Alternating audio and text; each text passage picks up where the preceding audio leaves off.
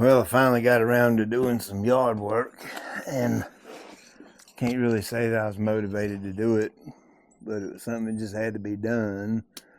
So you know how it is. I've had a tough week this week, and I'll kind of fill all at the end or get you up to speed at the end of the video. But first, the yard. You know, I've got liriope, monkey grass.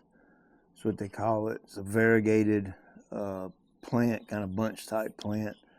Makes for a good border and that kind of thing. Kind of fills space. Super low maintenance. You won't do anything to them, but cut them back once a year. I typically cut them back to about 4 inches.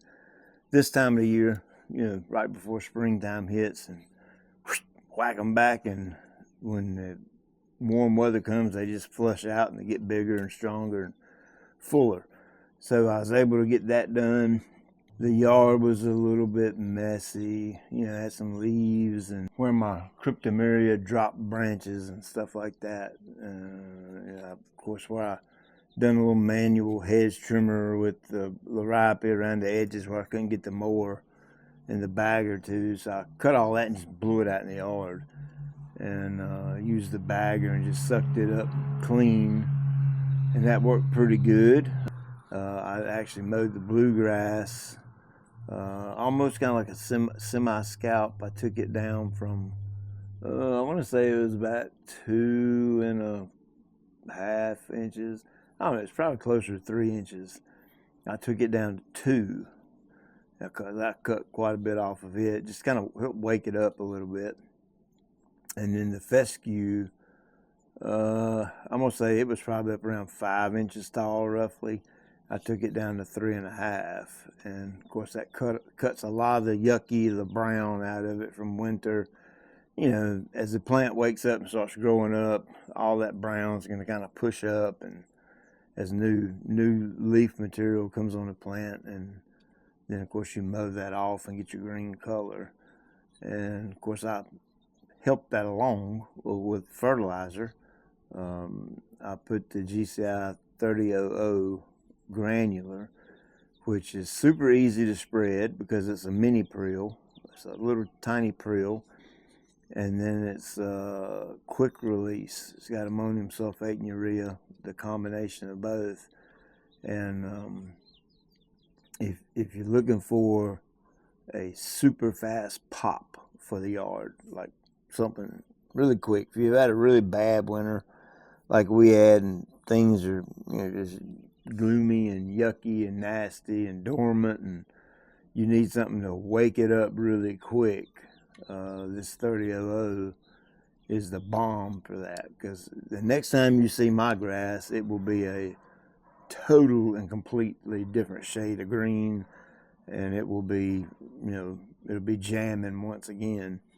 So if you're looking for something super quick, and you know you've just had that nasty yucky winter, and you need some nitrogen in the plant quickly, the 3000 is a really good choice, because like I said, all you gotta do is put it out and let the water hit it one time, and man, it's gonna take off and start doing its thing extremely fast. So I think that's everything. Fertilizer, got the yard mowed. Oh, the bluegrass. I did mow the bluegrass, like I said, but I did not put any fertilizer on the bluegrass. And the reason for that is I really think I'm going to sand level in maybe 2 weeks-ish, something like that, maybe 3 weeks. I wanted to get it mowed and kind of get it halfway woke up, but I didn't want to push it with no fertilizer, because I really think I'm going to sand level. There's some spots back there that are just a little uneven and a little out of whack that I need to fix. And still got 1 or 2 little spots where I can feel the irrigation line and stuff like that. And I just want to do that. I've never sand leveled it with straight sand. I did it one time with like a compost sand mix. That did fantastic. But I'm going to do it with straight USGA sand this time. Same thing I put on my ball fields. That way I can really get it butter smooth. And of course, when I do the sand level, that's when I'll fertilize it and push it. Because between now and then, I'm going to start inching it on down and try to get it down around 3/4 of an inch roughly. When I sand level it, then sand level, and then I'll let it get back up to 1.5, 2 inches, and start mowing again. So that's why I didn't fertilize the blue. So I think that's everything. The bluegrass, the liriope, cleaning up the yard, mowing, fertilizer. That's it.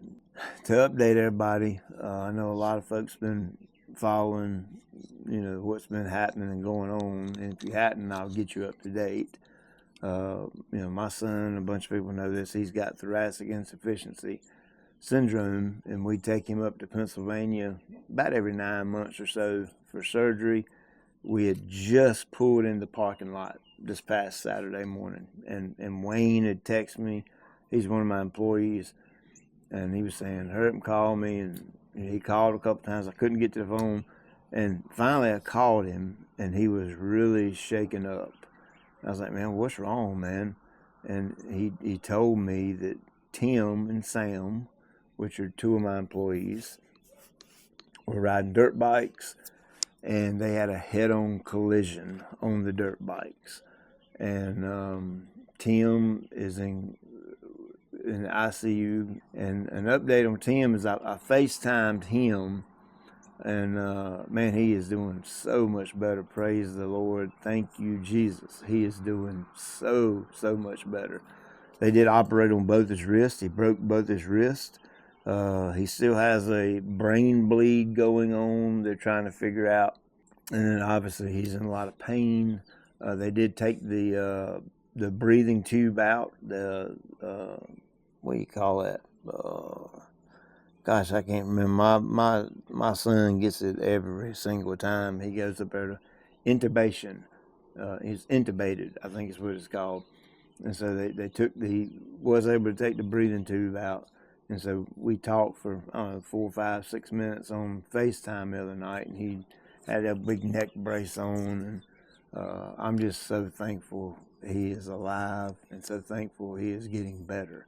And Tim's been working with me for about 4 years now. He's a super tough dude. He's tough as nails. And so there's no doubt he's going to come back from this, and he'll come back strong. But he was injured so badly that it's just going to take a while, for his recovery to, take full effect. And Sam's also been with me 4 years. I hired Tim and Sam the same day. And unfortunately, Sam passed away in the incident. Sam is no longer with us. So man, it's been a tough week. To have two of your employees go through that, one be killed and one injured severely. And I was in Philadelphia with my son, so it's just been a lot this week. But one thing holds true: God is good and God is faithful. And this didn't take God by surprise. He knew it was Sam's time, and I really and truly think he's going to do something really special through this, especially in my camp and with my guys in particularly. I really think he's going to work through this. I can see some of my guys getting closer to Jesus because of this. And, I just want to tell you guys, Sam didn't wake up this past Saturday morning and say, you know what, today's a good day to die. I don't think Sam went to his wife this past Saturday morning and said, you know what, babe, I think I might try dying today. I might try death. Me and you both know that didn't happen. He probably woke up and thinking it's just another normal Saturday. I'm going to go hang out with the guys, ride some dirt bikes, and have a good time, and go home and eat supper and go to bed and get up and do it all again the next day. But the point I want to drive home to you, if you're listening to this, I don't want you to miss this. You are not guaranteed the next breath you take. I'm getting ready to get in the truck and go take all the clippings and stuff back to the shop, and possibility I could be in a fatal car crash. I'm not trying to say that to scare anybody. I just want you to realize that it's a fact that you're not guaranteed. This really made me think about this. You are not guaranteed the next breath you take. It is appointed unto man once to die. Scripture already tells us that you have a limited time on earth. You're going to die at some point. It is imperative that you know Jesus as your Lord and your Savior. Jesus said, I am the way, the truth, and the life, and no one comes to the Father except through me. The Scripture also tells us that the wages of sin, your sin, my sin, the wages of sin is death, but the gift of God is salvation through Jesus.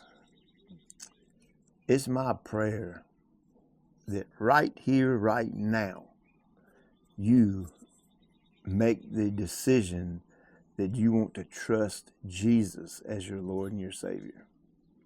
That you want to make Him God of your life, Lord of your life, Savior of your life. Because at the end of the day, there are two options when you die. One, you either trust Jesus, that He is exactly who He says He is through Scripture, through His Word, and that when you die, you will spend eternity with Him in paradise in heaven. The other option is if you do not know Jesus, you will spend eternity in hell. So please, think about this. You are not guaranteed tomorrow, next week, next month, your next breath. Make Jesus the Lord of your life. Please, trust Him. He's worthy. I know. I've been living for Him for 20-some years now, and I ain't been right since. Check you later.